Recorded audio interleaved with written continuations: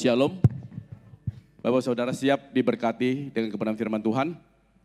Mari buka Alkitab Saudara yang terambil di dalam surat Yakobus pasal yang keempat ayat 13 sampai ayat yang ke-17. Surat Yakobus pasal yang keempat ayat 13 sampai 17 saya akan bacakan buat Bapak Ibu Saudara. Dengarkan baik-baik. Jadi sekarang, hai kamu yang berkata hari ini atau besok, kami berangkat ke kota Anu, dan di sana kami akan tinggal setahun dan berdagang serta mendapat untung. Sedang kamu tidak tahu apa yang akan terjadi besok. Apakah arti hidupmu? Hidupmu itu sama seperti uap yang sebentar saja kelihatan lalu lenyap. Sebenarnya kamu harus berkata, jika Tuhan menghendaki, kami akan hidup dan berbuat ini dan itu. Tetapi sekarang kamu memegahkan diri dalam congkakmu dan semua kemegahan yang demikian adalah salah. Jadi jika seorang tahu bagaimana ia harus berbuat baik tetapi ia tidak melakukannya, ia berdosa. Yang percaya firman Tuhan katakan amin. Tema yang akan saya sampaikan pada pagi ini adalah hidup dalam rencana Tuhan. Tadi perikop firman Tuhan yang kita baca, ya. Judul perikopnya apa? Jangan melupakan Tuhan dalam perencanaan. Coba Bapak Saudara perhatikan di ayat yang ke-13. Yakobus pasal 4 ayat 13 berkata demikian. Jadi sekarang, hai kamu yang berkata, hari ini atau besok, kami berangkat ke kota Anu, dan di sana kami akan tinggal setahun dan berdagang serta mendapat untung. Ayat 13 ini berbicara tentang angan-angan, cita-cita atau keinginan manusia. Manusia boleh tidak punya rencana? Sangat boleh. Manusia boleh nggak punya angan-angan atau punya cita-cita? Sangat boleh. Saya ingat waktu kecil saya sudah ditanamkan suatu pengertian. Nanti kalau besar harus menjadi orang yang sukses. Harus menjadi orang yang kaya. Harus menjadi orang yang terpandang. Harus orang yang mempunyai uang yang banyak. Harus kaya, harus ini dan itu. Sebagai anak Tuhan tentu kita juga boleh punya angan-angan. Boleh punya rencana, boleh punya cita-cita. Itu sangat-sangat boleh. Justru anak-anak Tuhan ini harus punya perencanaan yang baik. Yang tidak boleh adalah ketika membuat perencanaan kita melupakan Tuhan di dalam perencanaan kita. Tadi judul perikopnya apa? Jangan melupakan Tuhan dalam perencanaan. Hari ini kita sama-sama belajar seperti apa sih orang yang tidak melupakan Tuhan di dalam perencanaan. Yang pertama, ciri orang yang tidak melupakan Tuhan dalam perencanaan. Lihat Yakobus pasal yang keempat ayat 14. Coba Bapak Saudara perhatikan baik-baik. Surat Yakobus pasal 4 ayat 14. Sedang kamu tidak tahu apa yang akan terjadi besok. Punya planning dagang 1 tahun ke depan. Apa artinya hidupmu? Hidupmu ini sama seperti apa? Sama seperti uap, sebentar saja kelihatan lalu lenyap. Seringkali kita punya planning hidup kita seperti yang kita mau di dalam dunia ini. Fokus kita seringkali adalah materi, jasmani dan duniawi.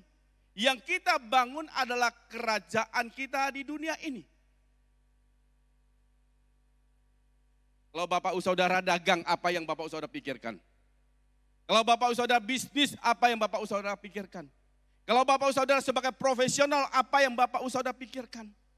Kalau engkau sebagai dokter atau engkau sebagai profesional yang lain, apa yang engkau pikirkan? Apakah cari sesuatu yang sifatnya adalah duniawi, materi atau jasmani?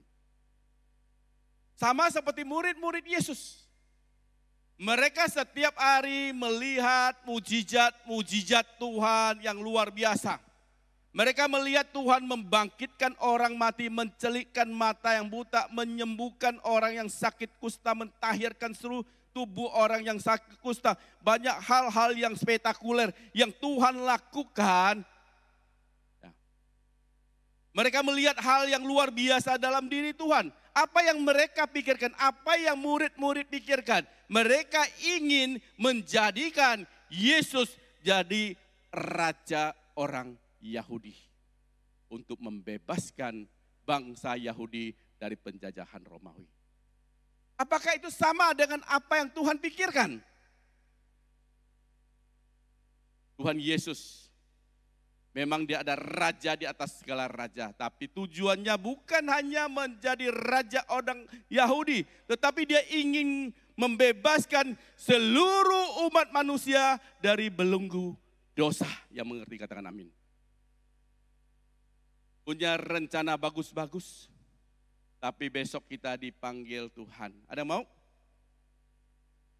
Orang Kristen ini kadang-kadang juga sedikit aneh Bapak Saudaraku. Ingin katanya surga tempat yang bagus. Ya. Sana senang sekali. Bahagia di surga. Tapi kalau suruh ke surga, dari lihat muka-mukanya nggak ingin ke surga semuanya Bapak Saudaraku. Kalau Bapak Ibu Saudara naik pesawat Bapak Saudaraku, mau liburan ke Singapura misalnya. Kalau delay 1 jam, happy nggak hati? Kalau delay 8 jam, mukanya udah ditekuk-tekuk, betul tidak? Tapi kalau orang Kristen, kalau suruh berangkat ke surga, minta di-delay. Kan aneh, katanya di surga itu bahagia. Seringkali apa yang kita pikirkan tidak sama dengan apa yang Tuhan pikirkan. Orang Kristen boleh nggak mendoakan kesembuhan? Gak usah takut salah Bapak Saudaraku. Boleh tidak? Boleh Bapak Saudaraku. Tapi doa kesembuhan itu hanya sampai limit tertentu Bapak Saudaraku. Ya. Kalau orang Kristen hanya ingin kesembuhan terus, itu pertanyaan berarti dia tidak ingin betul tidak? Di surat Yakobus katakan, sedang kamu tidak tahu apa yang terjadi besok. Apa arti hidupmu? Hidupmu ini sama seperti uap. Sebentar saja kelihatan lalu lenyap. Ya. Seringkali apa yang kita pikirkan itu tidak sama dengan apa yang Tuhan pikirkan. Yang kita pikirkan adalah membangun kerajaan di bumi ini. Ya. Kita dicukupkan secara jasmani, ya, materi yang sifatnya adalah tidak memiliki nilai yang kekal. Tetapi yang Tuhan pikirkan adalah sifatnya bernilai kekal. Katakan sifatnya bernilai kekal. Pertama, ya, orang yang rencananya ya, tidak melupakan Tuhan, dalam berencana kita harus senantiasa punya nilai kekekalan. Katakan nilai kekekalan. Kalau rencana kita tidak memiliki nilai kekekalan, saya khawatir saat engkau membuat planning, saat engkau merencanakan sesuatu, di saat nanti akan tabrak sana, tabrak sini, akan menyusahkan banyak orang lain. Tetapi kalau rencana kita ada nilai kekekalan di sana, saya sangat percaya kita akan hati-hati di dalam rencana kita. Amin? Amin Bapak Ibu? Aminnya kurang rela Bapak Ibu. Itu yang pertama. Yang kedua, ciri orang yang tidak melupakan Tuhan di dalam perencanaan. Lihat di surat Yakobus pasal yang keempat, ayat 15. Saya ingin kita sama-sama membacanya ya. 1, 2, 3.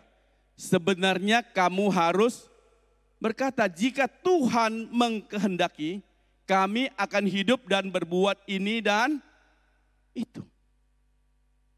Kalau Bapak Ibu Saudara perhatikan surat Yakobus ya. Kalau Bapak Ibu Saudara mulai baca dari pasal yang keempat ayat pertama dan seterusnya, Bapak Ibu Saudara, dari pertama sampai ke 10 itu berbicara tentang hawa nafsu dan persahabatan dengan dunia. Seringkali dalam perencanaan kita Bapak Ibu Saudaraku, itu adalah lebih banyak keinginan kita atau keinginan Tuhan. Halo? Lebih banyak keinginan kita atau keinginan Tuhan? Lebih banyak keinginan kita. Saya nanti 5 tahun planning ke depan saya harus menjadi orang kaya, menjadi orang sukses. 5 tahun ke depan saya harus punya rumah yang besar. Saya harus punya mobil. Ya. Aminnya kencang kalau yang begini-begini Bapak Saudaraku. Itu planning kita, maunya kita. Pertanyaannya apakah itu maunya Tuhan? Itu yang harus kita lihat. Bapak Ibu Saudara yakin bahwa Allah kita ada Allah yang baik? Bapak Saudara yakin? Amin. Ya. Allah yang baik itu bukan hanya berbicara Tuhan menyediakan rumah yang bagus kepada kita, menyediakan mobil yang baik bagi kita, menyediakan sesuatu yang kelihatan secara jasmani. Tuhan yang baik ingin membawa kita kepada kekekalan. Amin. Kebahagiaan di dalam kekekalan. Tapi pemahaman kita adalah ingin nyaman di bumi ini hanya bertahan 70-80 tahun, pemazmur katakan.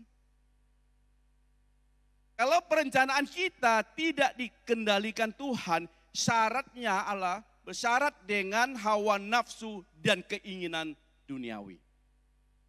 Hati-hati Bapak Saudaraku.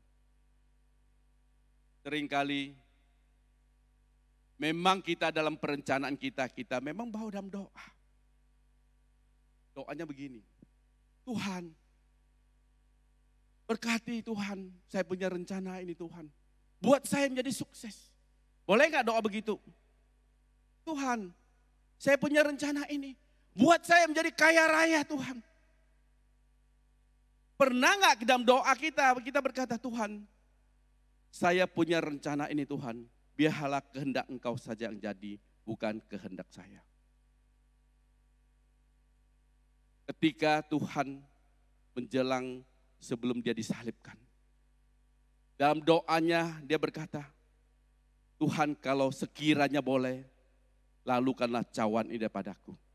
Tapi bukan kehendakku, melainkan kehendak Bapa yang di surga. Amin. Tapi seringkali dalam doa kita adalah keinginan kita yang kita bicarakan kepada Tuhan. Bukan tidak boleh, boleh. Tetapi ketika keinginan kita tidak diluluskan oleh Tuhan, bagaimana sikap hati kita terhadap Tuhan? Ini yang penting Bapak Saudaraku. Saya berdoa di tempat ini adalah orang-orang yang punya planning yang baik. Saya berdoa orang-orang di tempat ini adalah orang-orang yang dalam perencanaan selalu melibatkan Tuhan. Tetapi bukan memaksa Tuhan ingin meluluskan keinginan kita. Itu beda ya Bapak Ibu Saudara ya. Saya di dalam kehidupan sehari-hari seringkali juga berhadapan dengan hal demikian. Tetapi saya selalu berdoanya demikian. Tuhan, saya punya rencana ini dengan orang si A, si B, si C. Tetapi Tuhan saya taruh dalam tangan-Mu. Kalau Tuhan menghendaki biarlah ini boleh menjadi besar dan sukses menjadi berkat untuk orang lain. Tetapi kalau tidak sesuai dengan keinginan Tuhan, biarlah ini tidak jadi, tidak masalah. Tapi seringkali dalam hidup kita memaksakan Tuhan menuruti keinginan kita, hawa nafsu kita. keinginan kita.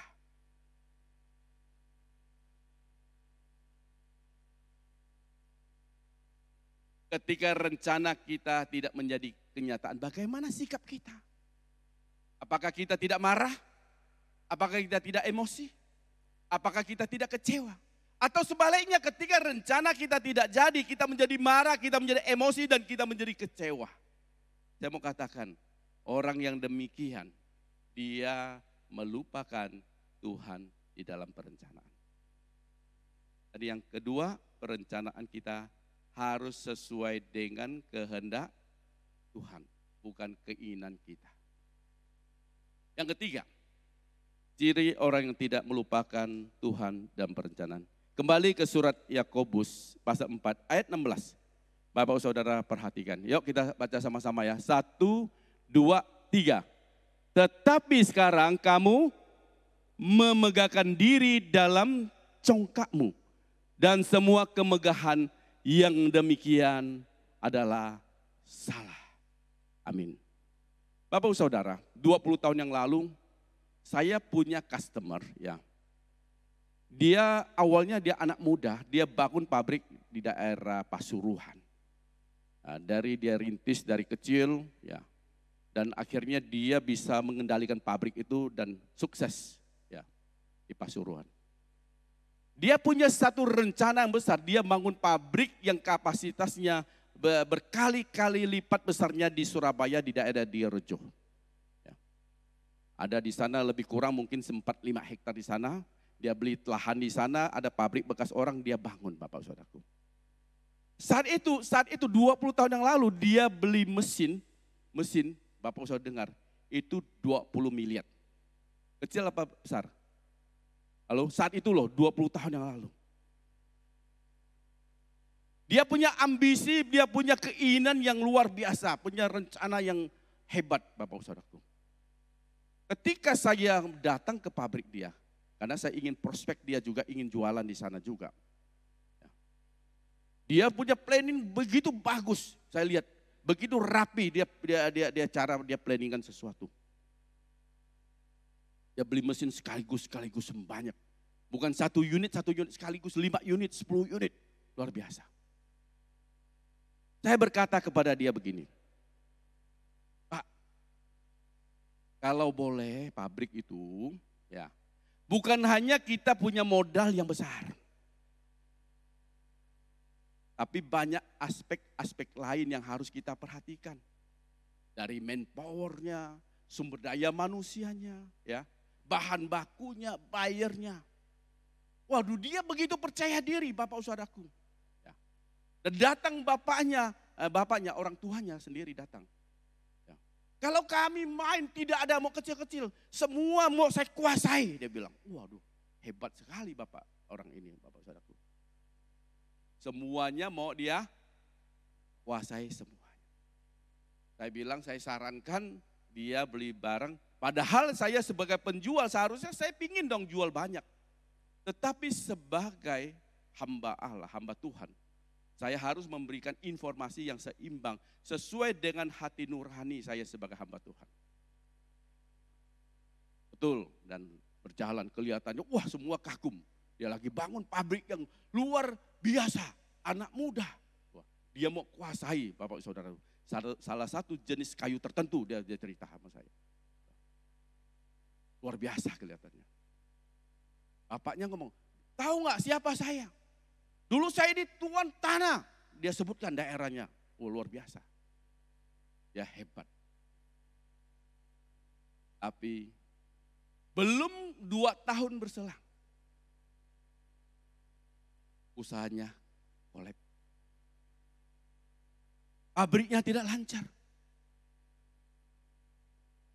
Suplai kayu nggak lancar. Mesin nggak lancar. Manpowernya nggak lancar. Dan akhirnya terlibat utang dan bank, ada kredit bank 50 miliar saat itu tidak bisa selesaikan. Tadi yang kita ajak kita baca, coba baca sekali lagi. Yuk, ya ayat 16 coba Bapak Saudara baca sekali lagi. 1, 2, 3. Tetapi sekarang kamu memegahkan diri dalam congkakmu. Dan semua kemegahan dan demikian adalah salah. Ya. Walaupun statusnya dia sebagai anak Tuhan, sepertinya orang yang beribadah kepada Tuhan, Bapak Saudaraku, tetapi kenyataannya dia ingin menunjukkan dirinya, siapa dirinya, bahwa dia adalah orang hebat, orang luar biasa. Tidak ada orang yang bisa menyayangi dia. Tuhan katakan, kemegahan dan demikian adalah salah. Boleh Bapak Saudara punya cita-cita yang selangit, yang luar biasa. Punya planning yang bagus. Tapi ingat, segala sesuatu yang engkau planningkan, semuanya itu adalah untuk hormat kemuliaan nama Tuhan Yesus Kristus. Yohanes Pembaptis ngomong apa? Saya yang makin tidak kelihatan. Ya, Tuhan yang makin kelihatan. Saya yang makin kecil. Tuhan yang makin besar. Dalam hidup kita, jangan kita yang makin kelihatan, Bapak Saudaraku. Harus Tuhan yang makin kelihatan dalam hidup kita. Jangan kita habis pelayanan, orang ngomong kita, waduh WL-nya Jamik ya luar biasa. Waduh, siapa dulu dong WL-nya?